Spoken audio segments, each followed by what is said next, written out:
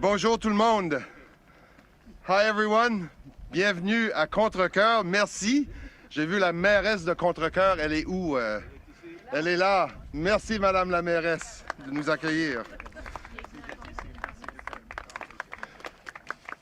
Et je suis très heureux d'être entouré de mes collègues. Beaucoup Montréalais, une couple de Néo-Écossais, une couple d'Ontariens. Mais c'est le gage d'un projet d'envergure nationale. Et c'est une énorme fierté pour moi d'être ici aujourd'hui alors qu'on assiste tous ensemble à un moment véritablement historique pour le Québec et pour le Canada. Je voudrais commencer par vous dire à quel point je suis fier d'être le ministre des Transports et un député du Québec en cette grande journée et d'être accompagné par notre premier ministre, Mark Carney.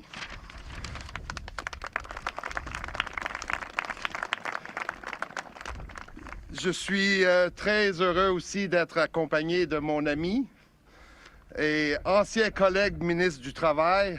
On est passé à d'autres fonctions maintenant, Jean, mais Jean Boulet. C'est une grosse semaine pour Jean Boulet et je salue aussi sa présence ici et la présence importante du gouvernement du Québec dans ce projet-là. Nous vivons une période de grands changements. Les chaînes d'approvisionnement se redéfinissent. Je ne le répéterai jamais assez. Dans ce contexte, le Canada doit être prêt. Prêt à saisir les opportunités, prêt à protéger ses intérêts et prêt à investir dans ce qui fera notre force demain. On l'a vu pendant la pandémie. Lorsque les chaînes d'approvisionnement sont fragiles, c'est toute notre économie qui en souffre. C'est pourquoi on travaille à renforcer nos chaînes d'approvisionnement dans nos ports, sur nos réseaux ferroviaires, dans nos corridors commerciaux. Il en va de notre sécurité alimentaire, la prospérité de nos manufacturiers, de nos PME, de nos régions et de notre richesse collective. Il y a quelques semaines, j'étais tout près d'ici pour souligner la réouverture annuelle à Saint-Lambert de la voie maritime du Saint-Laurent. Et ce que j'ai vu, c'est un système stratégique, une véritable artère économique à travers le Québec et le Canada. Ces infrastructures ne sont pas isolées, elles sont interconnectées, complémentaires, et nous aux marchés mondiaux. Aujourd'hui, c'est exactement ce que nous faisons, rendre nos chaînes d'approvisionnement mieux adaptées aux réalités de demain. Et derrière ces projets, il y a une vision claire pour le Québec. Gagner en autosuffisance, reprendre des parts de marché dans un monde de plus en plus compétitif. En investissant ici, on ne fait pas que bâtir des infrastructures du futur. On renforce durablement notre économie. We are building Canada strong, because a country that aspires to strength and prosperity must be able to efficiently move its goods, services, and ideas.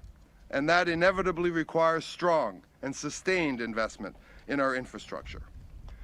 Maintenant, le port de Montréal est bien plus qu'une porte d'entrée pour les navires et les marchandises.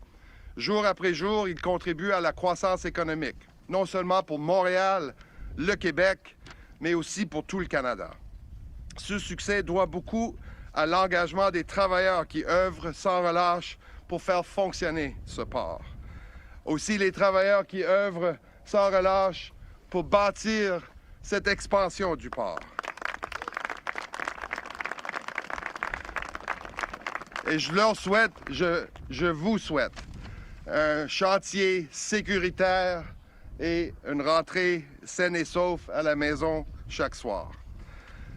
Je remercie aussi les résidents de cette région, de Verchères, de Contrecœur, du MRC et de partout sur la rive sud qui vont vivre la richesse. Ça va faire des petits, cette infrastructure-là, mais ils vont devoir aussi vivre avec une activité économique accrue. Et je les remercie aussi de faire cette contribution-là à l'économie régionale et l'économie nationale. Et grâce à l'expansion du port, ce sont des milliers d'emplois en plus que nous créerons. So congratulations to all of you, everyone who make this major project possible. And that includes my colleague in the government of Quebec. Ça inclut mon collègue du gouvernement du Québec et mon ami député de Trois-Rivières et ministre de l'Industrie et beaucoup d'autres choses, Jean Boulet.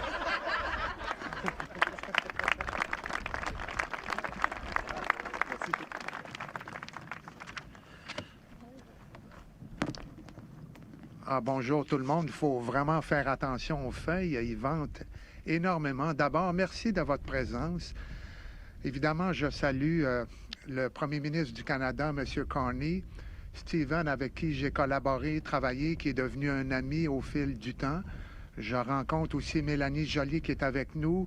Maude Allaire, merci de nous recevoir ici à Contrecœur. Nathalie Pilon, qui est présidente du conseil d'administration du Port de Montréal. Et à vous tous, les partenaires du monde maritime et du développement social et économique du Québec et du Canada. Et je salue également les travailleurs et les travailleuses parce qu'on parle ici d'un terminal qui incarne une vision qui est claire de l'avenir du Québec et du Canada. On sait que les échanges se reconfigurent constamment. On vit une période qui est particulièrement trouble pour les chaînes d'approvisionnement, les chaînes logistiques. Et je pense que l'impératif que nous avons tous, individuellement, collectivement, c'est de devenir plus compétitifs, de diversifier nos marchés d'exportation. Et c'est ce que le terminal ici à Contrecœur va nous permettre de faire. Et c'est des emplois, on en fait constamment référence, c'est 4000 emplois durant la phase de construction, puis à peu près 435 000 emplois, des emplois qui seront soutenus lorsque le terminal sera opérationnel, des emplois qui sont liés évidemment à la chaîne logistique. Donc c'est une expansion qui s'impose, c'est au-delà de 1,15 million de conteneurs additionnels, et donc on parle d'exportation. On parle de diversification de nos marchés, on parle de résilience de nos chaînes d'approvisionnement. C'est ce qui fait du Québec et du Canada un pays qui va réussir malgré la conjoncture internationale que nous côtoyons constamment.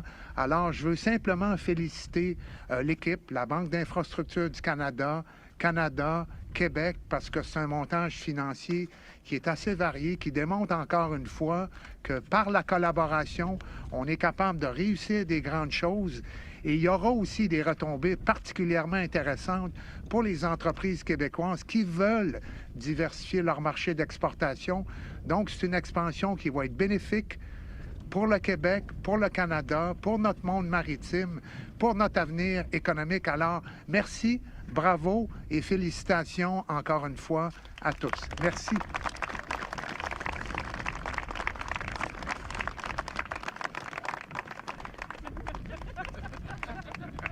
Très bien fait.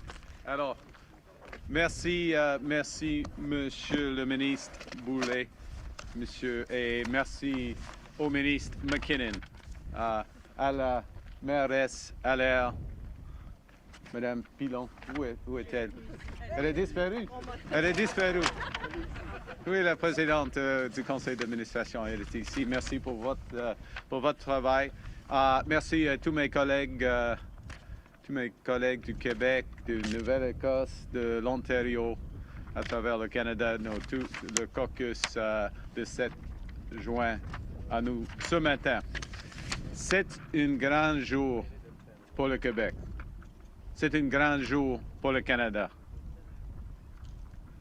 This country, this province, Quebec, has always been about building. We built big, ambitious projects from the Canadian Pacific Railway to the St. Lawrence Seaway and the Trans-Canada Highway. Built infrastructure that transformed our country, connected Canadians with each other, and Canada to the world. In many respects, the Port of Montreal started that very tradition, and it's now one of Canada's gateways to the world. Already there's more than 35 million tons of goods that move through the Port of Montreal every year, carried by 2,000 vessels, 4,000 trains, 1 million trucks. Canadian products leave this port and they're transported, comme Monsieur le Ministre vient de dire, to over 140 countries across the globe, generating nearly $100 billion for our economy every year. There's nearly 600,000 personnes qui se réveillent chaque jour because of this port. 600,000 people across this country. Le port de Montréal a été fondé en 1830 sous la forme d'une modeste poste de traite réservée aux grains et autres marchandises. Il s'est ensuite développé au même rythme que le Canada.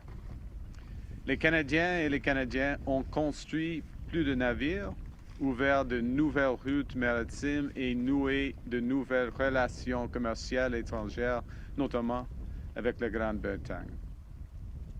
Lorsque la Confédération a été créée quelques décennies plus tard, plus de 500 navires transitaient par ce port chaque année.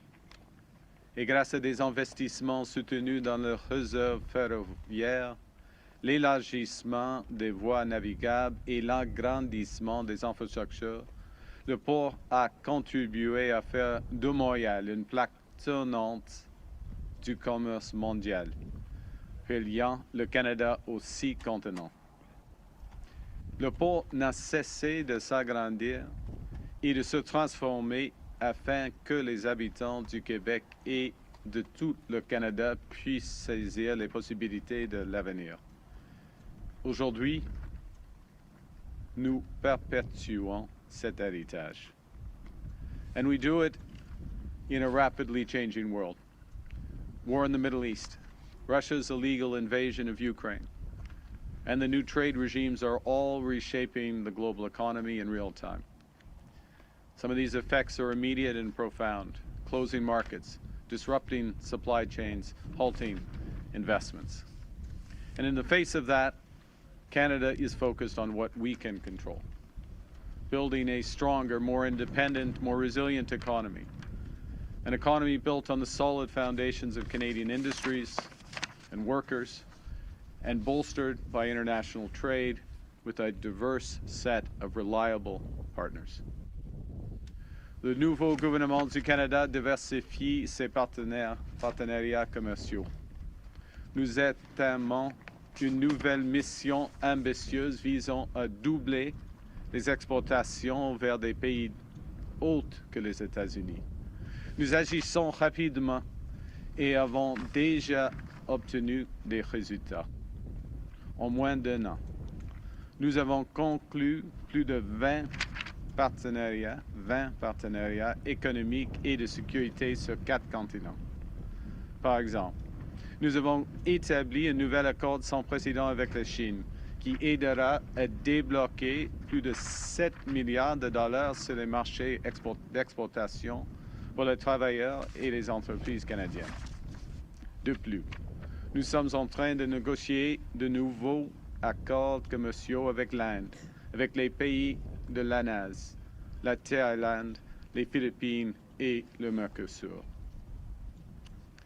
Afin d'exploiter pleinement le potentiel de ces partenariats, le nouveau gouvernement du Canada agit avec rapidité et ambition pour construire de nouvelles mines et autoroutes ainsi que de nouveaux corridors commerciaux et énergétiques. Et ces grands projets d'infrastructure permettront de stimuler la production de minéraux critiques et d'énergie propre et de renforcer la capacité du Canada à acheminer ses marchandises vers un plus grand nombre de marchés, tant au pays qu'à l'étranger. Ils créeront également des dizaines de milliers de nouvelles carrières. Now, for too long, the construction of major infrastructure projects have been stalled by arduous and inefficient approval processes. And just about a year ago, our government was elected to do things differently. Last June, we passed the One Canadian Economy Act to accelerate projects of national interest. And 2 months later, we created something called the Major Projects Office, which is a new single point of contact to get nation-building projects built faster. Just a month after that, we referred the first group or first tranche of projects to that office, including the Contrecœur container terminal, because we understood its potential and recognized the imperative of building it fast. And fast is not something one associated with Contrecœur, because let's be clear, the vision for this terminal expansion was first proposed in 1988, almost 40 years ago. Since then, it's been subject to delay after delay, extensive and duplicative regulations and approval processes.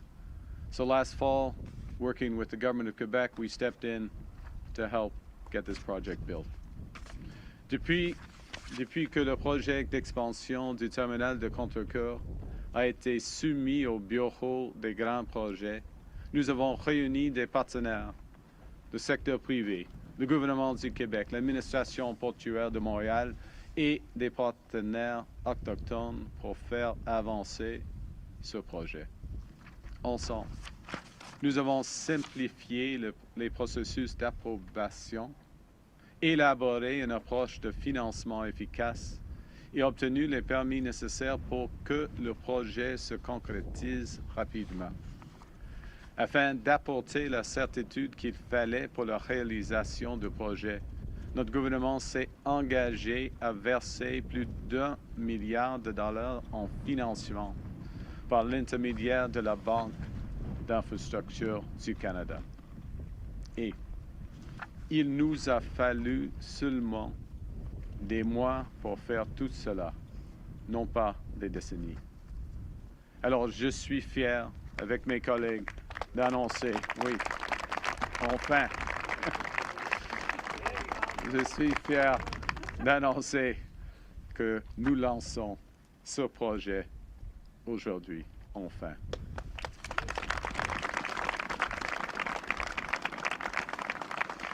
Et la première pelletée de terre aura lieu cet été et le nouveau terminal devrait être en fonction d'ici 2030. Voilà. Voilà ce qu'il est possible. Voilà, c'est là. C'est presque fini. C'est presque fini. Non, c'est le commencement, c'est le début.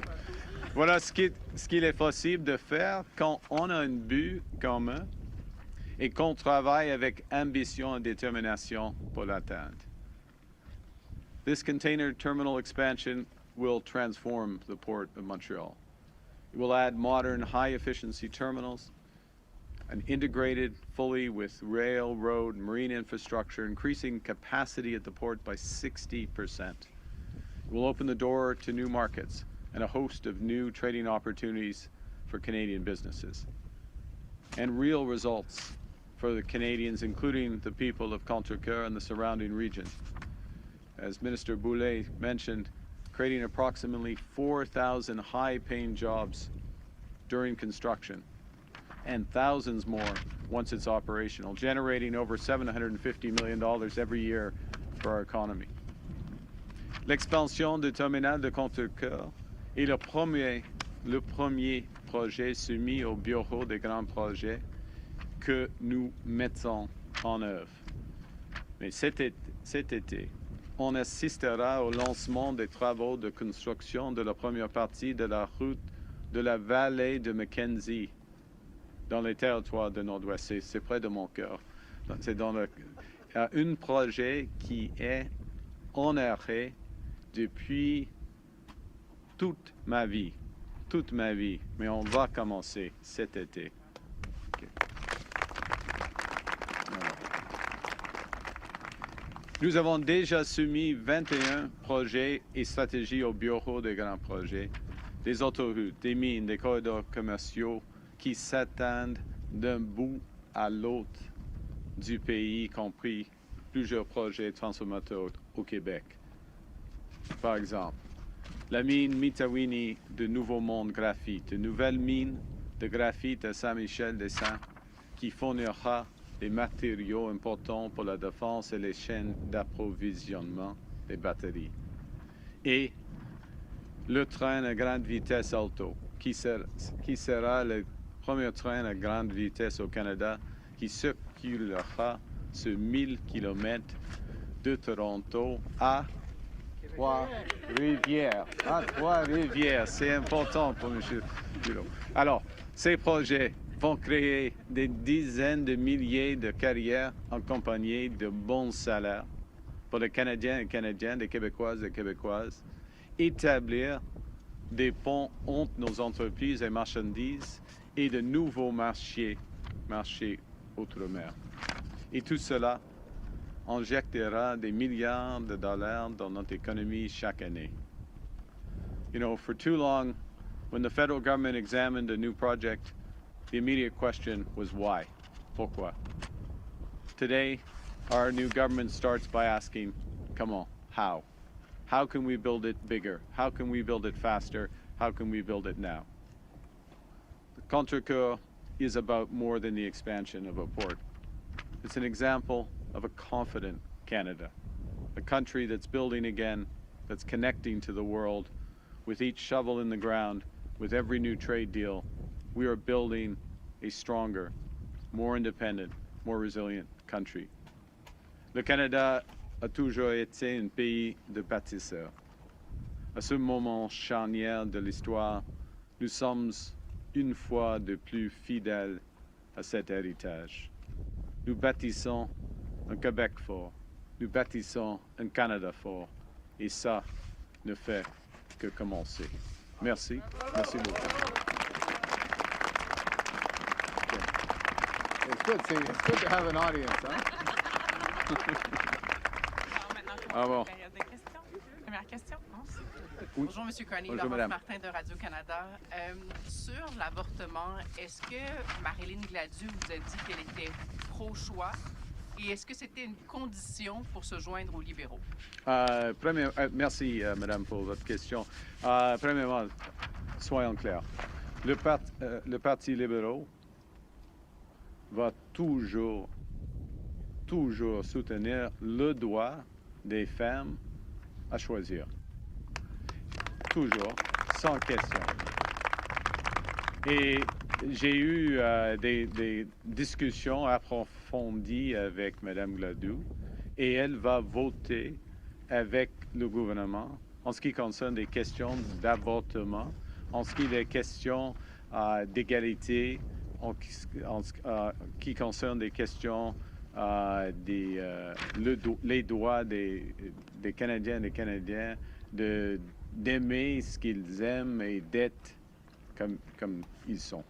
Can we get that in English before I do my follow-up? Sure. To be clear, the Liberal Party always will support the rights of women to choose. Always, without question. And I had discussions, and colleagues had discussions with Miss Gladue about those issues. She will vote with the government if there are votes relating to any aspect of that issue, as well as the rights of Canadians to be their whole selves, to love who they love, and to fully enjoy their rights under the Charters and Rights and Freedoms. Mais vous n'avez pas un malaise, étant donné vos valeurs, à ce que, par exemple, Mme Gladu ait participé à une manifestation anti-avortement il y a quelques années? Ce qui est important, c'est la politique du gouvernement et les valeurs du gouvernement, les valeurs du Parti libéral. Et c'est clair, j'ai eu des conversations avec elle en ce qui concerne nos politiques. C'était une politique de défendre les droits des femmes, les droits de tous les Canadiens, mais votre question est sur les droits des femmes et les droits de l'avortement. C'est une politique du Parti libéral depuis longtemps. Et pas de malaise parce qu'il y a un engagement d'appuyer, de soutenir ce politique-là. Next question. Merci. Prochaine question. Hello, Prime Minister. Mackenzie Gray with Global News. Outside of abortion, Ms. Gladue is also pro-convoy. She supported the truckers, something you are very publicly against. She's a vaccine skeptic. She promoted the idea of using hydrochloroquine instead of vaccines. She was also so against legalized marijuana, she stood up and read a poem in the House of Commons. So I'm wondering if Ms. Gladue's views represent the views of the Liberal Party under your leadership. Well, thank you for your question. We've ran on a clear platform, clear values, defending the Charters of Rights and Freedoms, defending the right of women to choose, defending same-sex marriage, anti-conversion therapy, to save you asking that question. These are serious points. And people who are joining the Liberal Party at this critical time and supporting us, when I say people, I mean MPs, recognize those clear policy positions, those values. That's where we will go. That's what we will support. That's what we will advance. What the MPs who have joined the Liberal Party have brought is a series of perspectives and expertise that is aiding the country, the government, and the country at a crucial time. So since your question is about Ms. Gladue, she has more than 2 decades of business experience. She's an engineer. She's an experienced parliamentarian. She is someone who works well with other people, including across the aisle. A number of my colleagues have deep relations with her, despite having been up until yesterday in different parties. It's a big country. And it's a diverse country.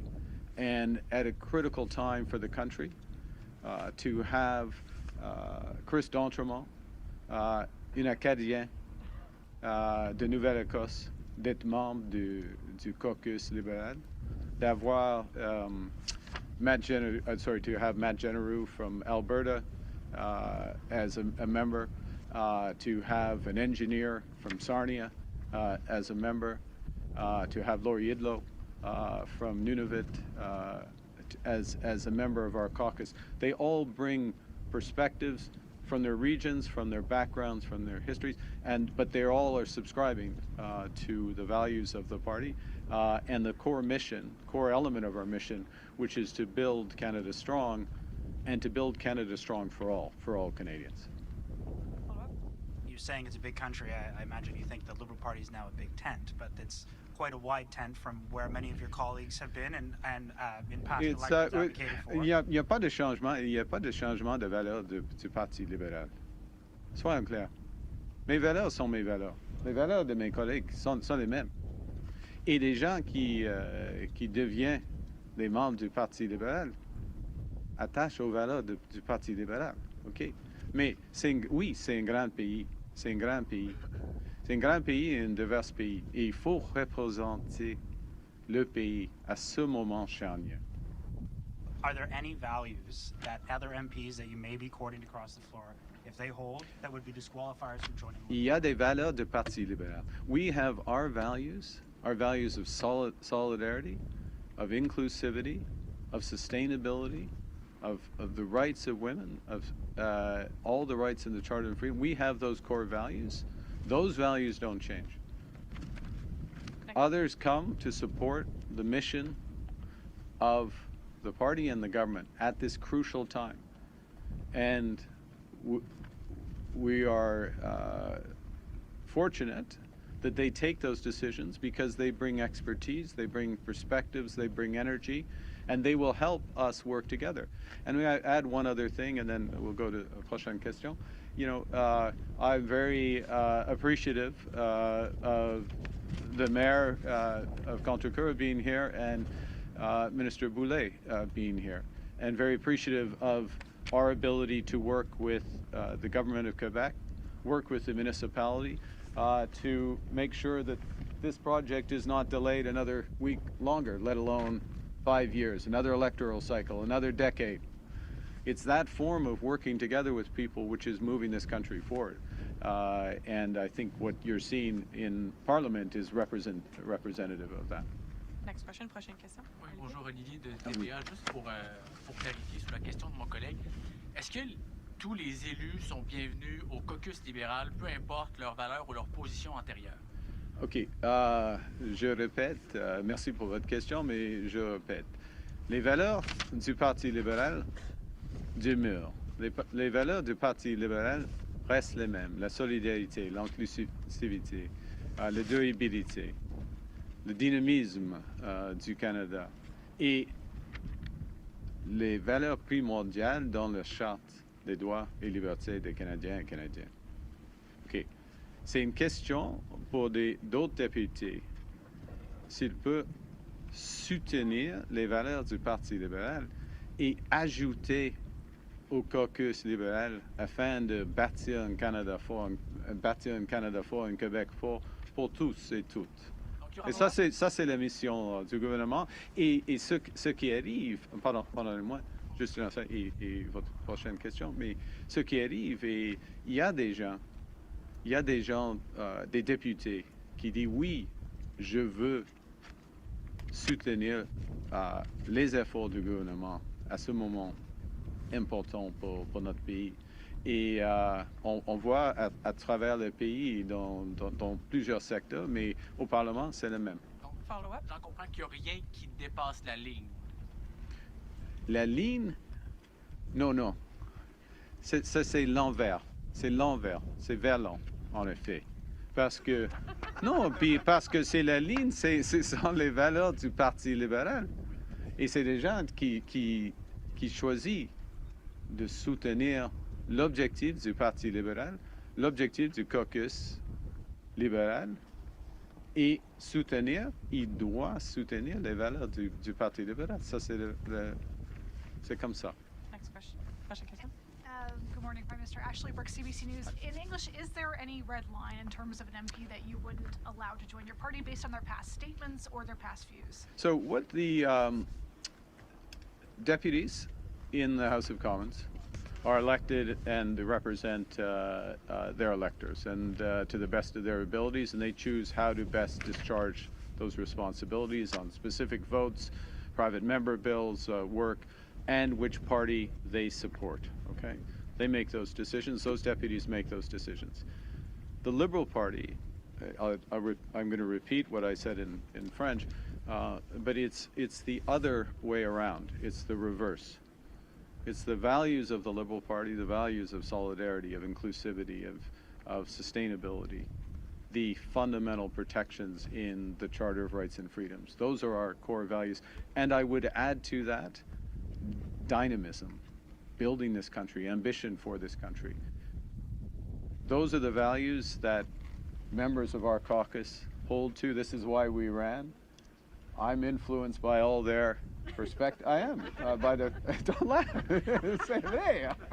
But because we have those common approaches, and those who come to us support those approaches.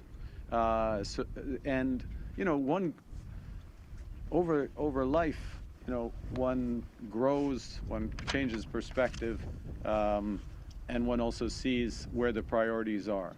And I think, if I may, and this is from experience of those individuals coming to our caucus, it's also experience of working with other levels of government, the private sector, non-governmental organizations. There is a general sense of many, not everybody, but there's a general sense of many in this country, how crucial this time is and how important it is to work together to build this country. Now, if they're going to build the country, if part of that is to be part of the government caucus, yes, you support the values of the Liberal Party. Follow-up. And what is your message to Liberals who are uncomfortable with the idea of someone like Ms. Gladue, who's been open about her socially conservative views, joining your caucus? Well, there's two things. One is we're fortunate to have somebody who has long experience in business, long experience. It brings great managerial and technical expertise. I mean, we're actually here at a project that requires that level of expertise. I mean, she's not going to run this project, but this is. You laugh. You're not laughing. Your colleagues are laughing. Just to be clear, Ms. Burke is not laughing. But you need a mix of expertise in government. You don't need a government of just lawyers. It's good to have some lawyers. You don't need a government of just people who've been politicians. You need government. It's good to have doctors in your government. It's good to have people who've been engineers. It's good to have people who've worked in non-governmental organizations, who've worked in philanthropies, been teachers, been nurses, others. You want to have that diversity of perspective. We're getting more of that diversity, not just geographically, but from experience, at a time that's crucial for the country. So that's the core part of the message, and that's recognized if you see the welcome of, and my colleagues obviously speak for themselves, but the welcome of other members who've come to our caucus, welcoming these people in. But what also everyone knows in that caucus room is the fundamental rights that this party has fought for and will always stand for. Next Merci. question, question. I'm Morgan Lowry, Canadian Press. On another topic, despite the ceasefire, Israel continues to bomb Lebanon. Does something need to be done to keep Israel in check to help bring peace to the region, maybe such as sanctions? Thank you for the question. The ceasefire is very fragile. I think that's obvious. The ceasefire needs to include Lebanon. That certainly had been the understanding, and that needs to be the reality on the ground. That, of course, means that Hezbollah, a terrorist organization, needs to be brought under control. That is the effort of the government of Lebanon as well. And Canada will use its offices, its influence to support. I wouldn't go to what you're suggesting as the method at this point, at this delicate point in time, in order to advance. But the ceasefire needs to include Lebanon and needs to include it now. Follow up? Oh, en français. Pardon, en français. Le cessez-le-feu, faut inclure le Liban. Ça, c'est clair. C'est fondamental. Il faut être la situation à partir de maintenant, à partir d'hier, en effet, mais à partir de maintenant. Et le Canada va soutenir tous les efforts afin d'atteindre cet objectif. Follow up? And Donald Trump has threatened to punish NATO members, such as Spain and Germany, for not helping with the Iran war. How concerned are you about what this means for the stability of the military alliance? Well, the first thing Canada does is to meet our NATO commitments, and I'll underscore that just a few weeks ago we met for the first time since the fall of the Berlin Wall our NATO commitments in terms of 2% defense spending. First point. Second point, what's important is not a number. It's important, first and foremost, protecting Canadians. And what we're doing to advance protecting Canadians includes working more closely with subsets of NATO allies, for example, the Nordic countries, the United Kingdom, the Netherlands, Germany, and others, for greater protection for our Arctic and an integrated protection for our Arctic. We do that within the broader framework of NATO, and I think that is part of how NATO's enduring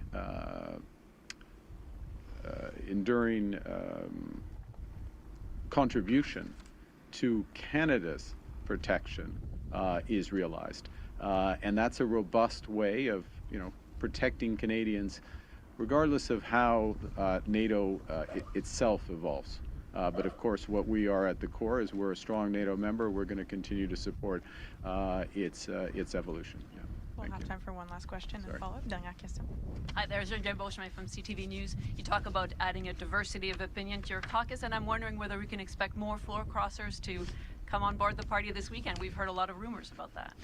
Well, look, I'm often the last to know. Not quite the last to know because there's an announcement, but I will tell you in all seriousness, what is been the case is in each of these circumstances is that the individuals have come to people they know well in the Liberal caucus and expressed an interest in joining, and then a conversation has evolved from that, and near the end of the conversation is when I've met with those individuals. So I can't tell you more than that other than to describe the process. And I think what we're focused on, what we've been focused on since since April 28th of last year, after the election, has been having a very clear plan for the country and putting it to work. And this is an example of that approach. You know, we took a situation where, you know, the board of the Port of Montreal, Quebec, the Quebec government had moved things forward, but there were things that were still holding it up. A number of them are on the federal side. Focus, delivery, determination, and now we're finally, 40 years later, collectively breaking ground, and this is going to be great for the region, great for Montreal, great for Quebec, great for Canada, and if it's good for Canada, it'll be good for the world. And that's the approach. And others are attracted by it and coming to us, that's great. But if no one else comes, then we'll just keep going. Follow up? No, ça suffit? OK. Merci, c'est tout.